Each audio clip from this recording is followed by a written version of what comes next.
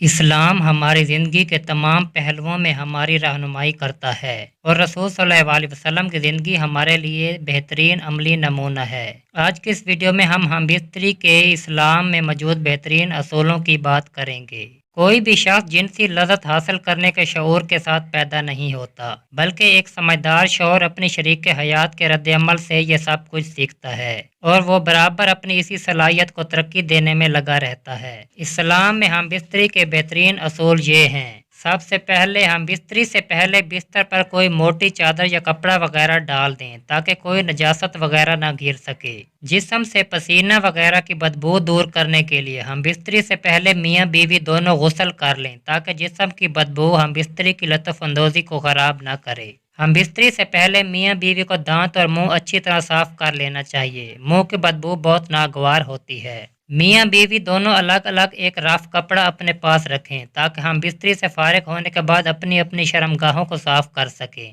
بیوی سے ہم بستری افزائش نسل اور حرام کام سے بچنے کی نیت سے ہو۔ ہم بستری سے پہلے شوہر جانوروں کی طرح جاتے ہی شروع نہ ہو جائے، بلکہ اپنی بیوی کو ہم بستری کے لیے ذہنی اور جسمانی طور پر راضی کرے۔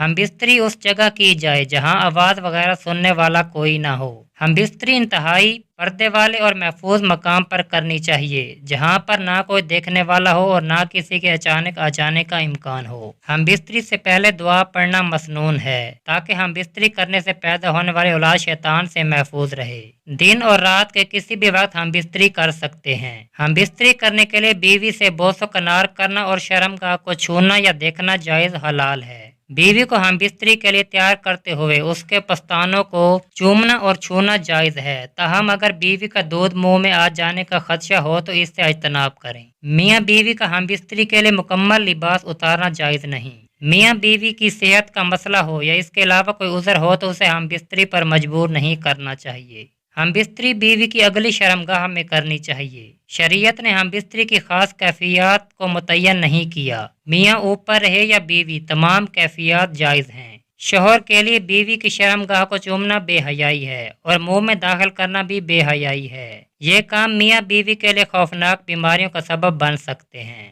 بیوی کے دبر میں ہم بستری قطعاً حرام ہے۔ نبی کریم صلی اللہ علیہ وسلم نے فرمایا، جو شخص اپنی بیوی کے دبر میں آتا ہے وہ ملعون ہے۔ حیض اور نفاس کے دنوں میں بیوی سے ہم بستری کرنا حرام ہے اور ان دنوں میں ہم بستری کو حلال سمجھ کر کرنے والا دار اسلام سے خارج ہو جاتا ہے۔ مرد کی شرمگاہ عورت کی شرمگاہ میں داخل ہونے سے دونوں پر غسل واجب ہو جاتا ہے، چاہے منی کا انزال ہو یا نہ ہو۔ ضرورت کے تحت اولاد کے درمیان وقفہ کرنے کی نیت سے ہم بستری کرتے ہوئے منی شرمگاہ کے باہر خارج کرنا جائز ہے۔ ہم بستری کے بعد میاں بیوی کوشش کریں پیشاب کر لیں تاکہ اندر کی رکی ہوئی منی خارج ہو جائے۔ میاں بیوی کا ہم بستری کی باتیں دوستوں وغیرہ سے کرنا بے حیائی کی علامت ہے۔ میاں بیوی کا ہم بستری کے بعد غسل فرض ہے۔ استنجا کرنا بھی صحیح ہے لیکن نماز کا وقت ہونے سے پہلے غسل کر لیں۔ میاں بیوی کا اکٹھے غسل کرنا جائز ہے، اس میں کوئی شرعی ممانعت نہیں۔ سامعین کرام، اگر معلومات اچھی لگی ہو تو ویڈیو کو لائک کریں اور ایسی مزید ویڈیوز کے لیے ہمارے چینل کو سبسکرائب کریں۔